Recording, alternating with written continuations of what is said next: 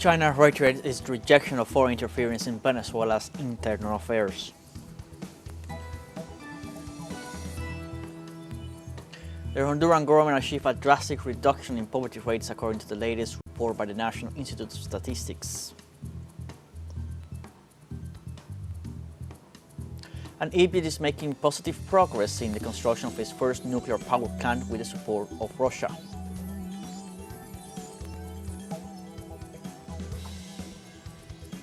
Hello, welcome from the South. I'm Luis Alberto Matos from the teleSUR studios in Havana, Cuba. We begin with the news.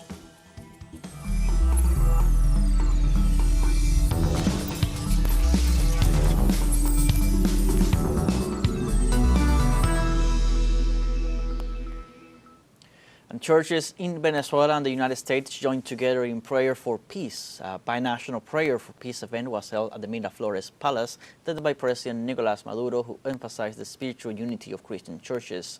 During the event, the head of state greeted the evangelical congregations and their pastors, highlighting the role of churches as a source of strength for the nation. In this regard, the president recalled a letter sent by a U.S. pastor who expressed support for joint prayers and concern about threats issued by the U.S. government. President Maduro emphasized that the purpose of the meeting is to reaffirm values of truth and life, as well as to strengthen the unity of the peoples around faith.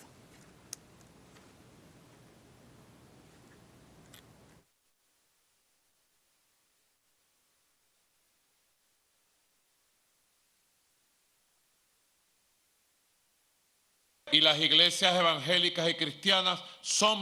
evangelical and Christian churches are my refuge and strength in this time of tribulation for the nation. I called on them and they came to me. They called me and I have always been with you. We are more united than ever today, and I thank you, pastors, people of God and of Christ, for your spiritual support. It is the greatest of all. The spiritual power is the greatest power we can have. There is no other power that can do everything like spiritual power, which is the power of God. And China reiterates its rejection of foreign interference in Venezuela's internal affairs. Foreign Ministry spokesperson Mao Ning confirmed Beijing's condemnation of any action that violates the purposes and principles of the UN Charter, respect for sovereignty and regional security. In this regard, Beijing urged Washington to promote international cooperation through legal frameworks that guarantee peace and stability in Latin America and the Caribbean. Since the United States military deployment in the Caribbean, China has joined the list of countries that have expressed their support for the Venezuelan people.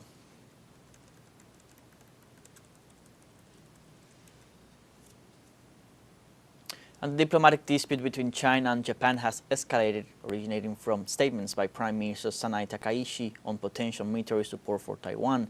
Beijing has once again banned imports of certain Japanese products.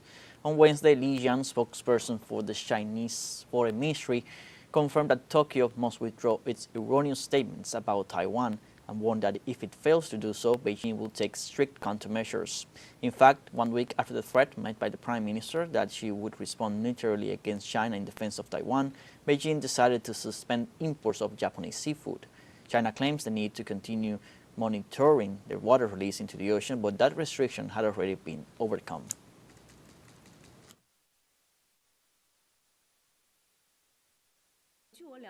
As far as I understand, the Japanese side previously pledged to fulfill its supervisory responsibilities regarding seafood exported to China and to ensure product quality and safety. This is a precondition for Japanese seafood to enter the Chinese market. However, Japan has so far failed to provide the technical materials it committed to. I also want to emphasize that, due to the Prime Minister's retrogressive actions and erroneous remarks on major issues such as Taiwan, there has been strong public outrage in China. Under the current circumstances, even if Japanese seafood were exported to China, there would not be a market.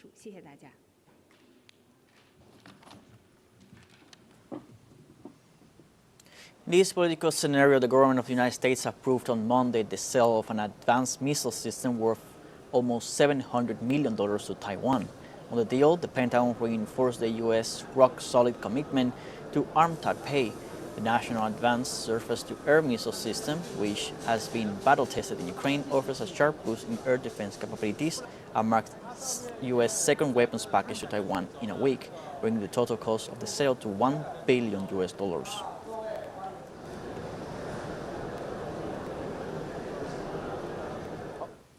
And U.S. President Donald Trump authorized the sale of F-35 fighter jets to Saudi Arabia during the meeting at the White House with Crown Prince Mohammed bin Salman.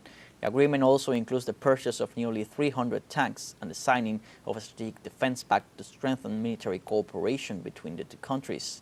During the meeting, Prince bin Salman announced that Saudi Arabia plans to increase its investments in the United States to nearly $1 trillion, especially in technology and artificial intelligence.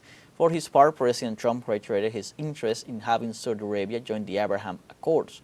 However, Riyadh has insisted that it will not do so without real progress toward the creation of a Palestinian state.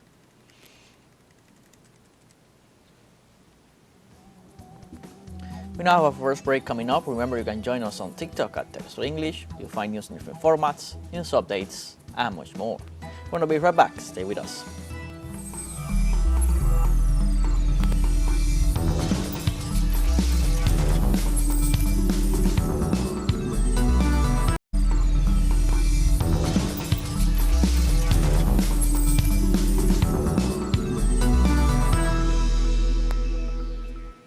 Welcome back. In the United States, new documents released by Democrat lawmakers mention former Colombian President Andrés Pastrana on at least 4 occasions in the file of sex offender Jeffrey Epstein. The files, which include flight records, emails, and timelines reconstructed by the Miami Herald, point out that Pastrana was among the passengers on the trips where minors were also present, according to the testimony of the tycoon's pilot, who claims he was unaware of the crime being committed. The documents rekindled doubts about the former president's relationship with Epstein, who had been facing sexual crime charges since 2005. Pastrana has denied any improper connection and maintains that his recorded trip was in response to a very special invitation.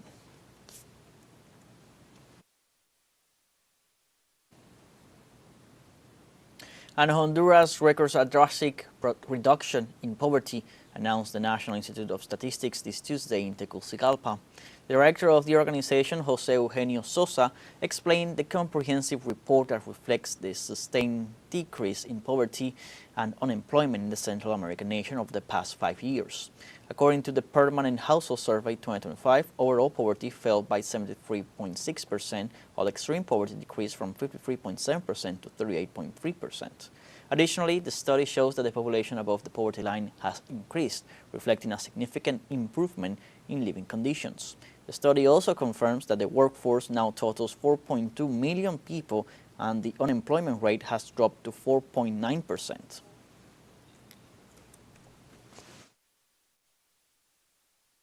Datos de pobreza. Poverty data. We can talk about poverty in general, which fell from 73.6% of households in poverty to 61% of households in poverty, a reduction of 13.5%, while extreme poverty fell from 53.7% to 38% of households, a reduction of 15.4%. Es decir, 15.4%. Argentine activist and Nobel Peace Prize winner Adolfo Pérez Esquivel warned of maneuvers that could lead to an electoral coup in Honduras. In a letter addressed to the former President Manuel Zelaya, he stated that he had received information about alleged actions within the National Electoral Council aimed at altering or invalidating results. This information claims that the actors involved would seek to disregard a potential victory by candidate Rizzi Moncada. In this regard, the international figure denounced the involvement of opposition sectors and hegemonic media and emphasized that the international community will remain vigilant during the Honduran electoral process.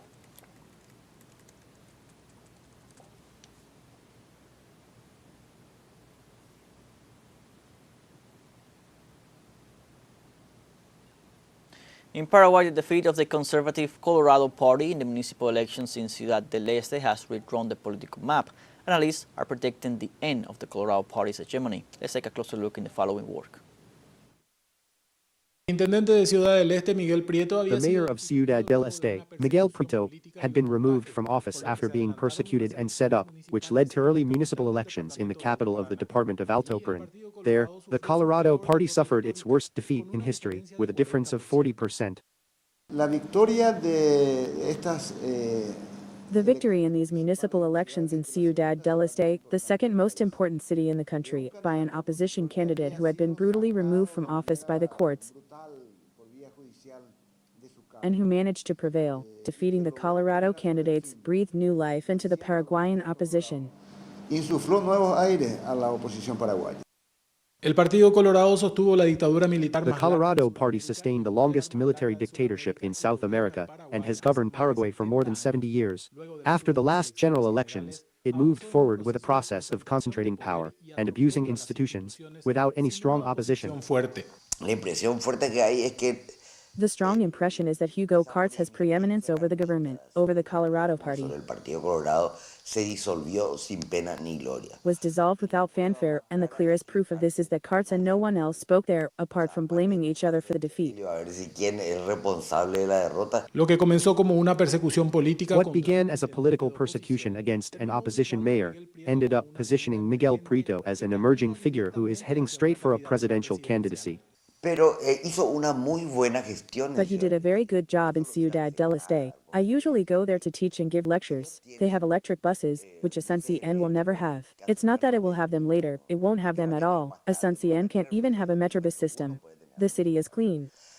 La ciudad está limpia. Para analistas políticos, Miguel Prieto es un For dirigente political analysts, Miguel Prieto is a leader without a clear ideological definition, but with positions that place him in favor of the excluded majorities, the popular classes. In addition, he has a great ability to work with opposition groups.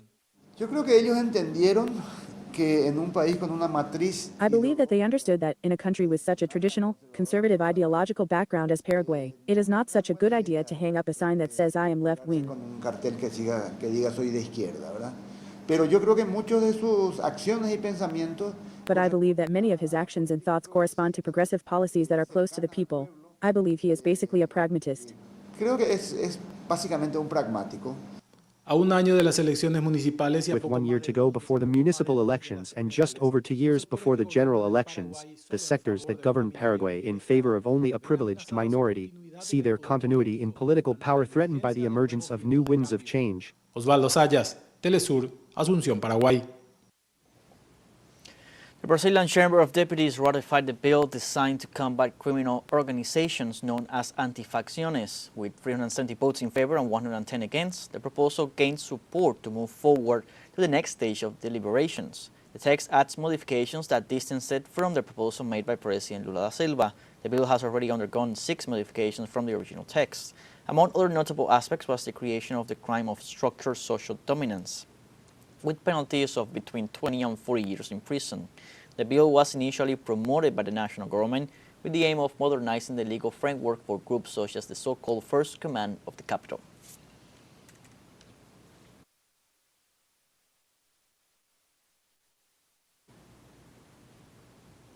And in Uruguay, private school teachers union launched a 24-hour national strike to demand a wage increase. The union stated that the final stage of the wage council round has been completed, in which the union seeks to conclude a collective agreement that improves the living conditions of workers.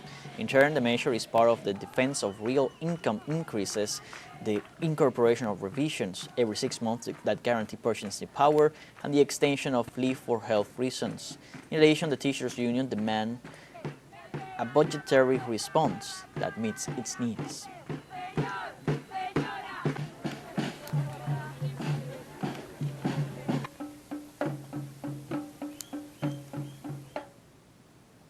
On Tuesday, a judge in Mexico City brought charges against 3 people arrested during the November 15th protest, organized mainly by young people from the so-called Generation Z protest movement. The defendants, identified as Daniel, José Luis, and Enrique, will remain free during their trial, although they must report to sign-in every 15 days as a precautionary measure. Likewise, 5 other detainees will remain in preventive detention while their legal situation is being determined, after requesting an extension of the deadline to review their cases. According to the authorities, those involved could face sentences of between 4 and 16 years in prison if they are found guilty of the crimes of robbery, assault, and attempted murder.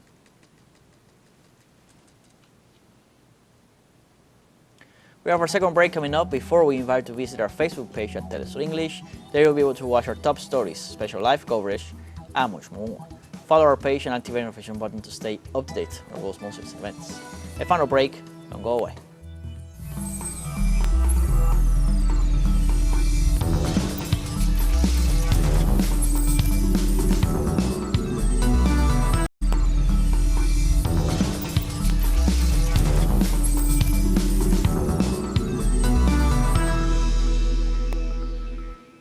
Welcome back. Chinese Premier Li Qian met with Russian President Vladimir Putin in Moscow on Tuesday in an encounter that highlighted the mutual determination to develop bilateral cooperation ties. At the meeting, Li stressed that in the face of a volatile international situation, Beijing stands ready to work with Moscow to achieve more practical results as both nations deepen cooperation in various fields.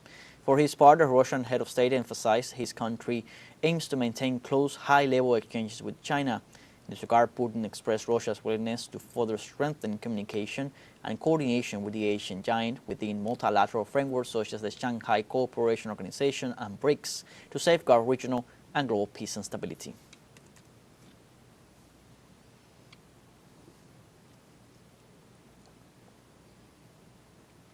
And Egypt is making positive progress in the construction of its first nuclear power plant with the support of Russia. In this regard, on Wednesday, Russian President Vladimir Putin and Egyptian leader Abdel Fattah el-Sisi marked over a video conference the installation of the first reactor at El Daba plant, located northwest of Cairo. Russian State Atomic Energy Corporation Rosatom is building the power plant under an intergovernmental agreement signed between the nations in 2015. At the virtual meeting, the Russian head of state highlighted the importance of the project for peaceful nuclear energy. The plant, which will consist of 4 units with a total power of 4,800 megawatts necessary to meet the needs of Egypt's growing economy, is one of the largest joint projects between the two countries in decades.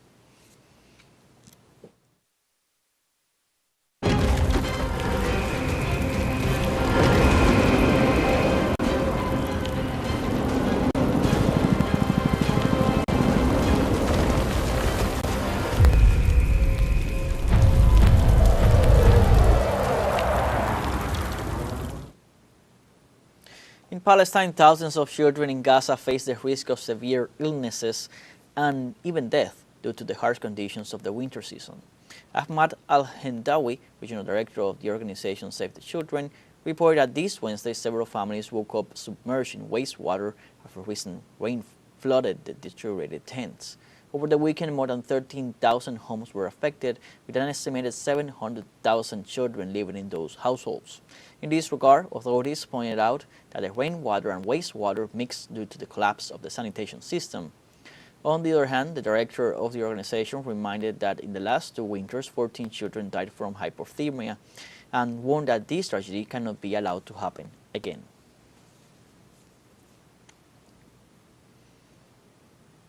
And on Tuesday, the Iranian government expressed its strong rejection of the recent UN Security Council Resolution 2803 for Gaza, promoted by the United States.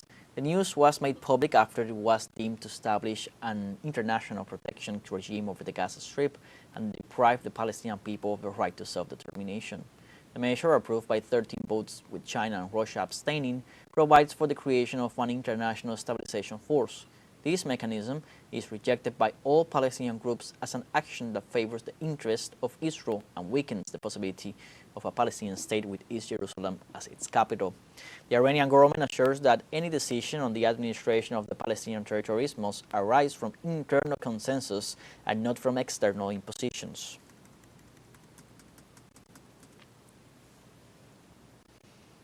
An Israeli bombing of a Palestinian refugee camp in the Lebanese city of Sidon left at least 13 dead and dozens injured. The information was provided by the Lebanese Ministry of Health, which said the number of dead could still increase. According to local reports, the bombing targeted a parking lot inside the Ain al-Hilwi refugee camp in the city of Sidon. This incident is part of the almost daily exchange of fire on the Lebanese-Israeli border, as Israel's attacks have intensified, reaching densely populated areas far from the border.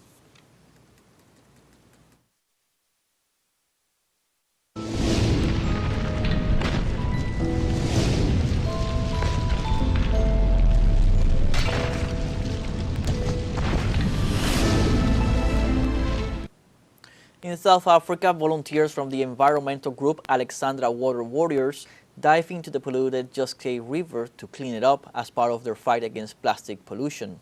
The group was created out of a need in the community, as when the river rose, it carried rubbish and sediment, causing damage to the city of Alexandra and preventing children from getting to school and townsfolk from continuing with their basic tasks.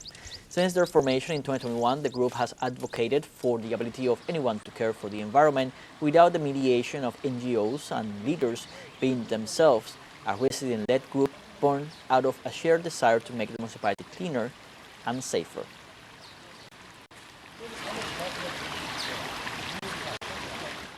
And Curaçao football fans were elated Tuesday after the Caribbean island became the smallest nation by population to qualify for a World Cup. Curaçao's national team will be joined by CONCACAF sides Panama and Haiti, which also booked their spots. Curaçao salvaged a 0-0 draw with Jamaica to finish as the only undefeated nation in the tournament and finished atop of Group B with 12 points to advance to the World Cup for the first time in its history.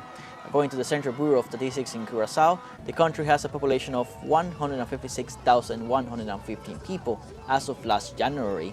Iceland, with a population of just over 350,000, was the smallest country to reach the World Cup when it qualified for the tournament in Russia 2018.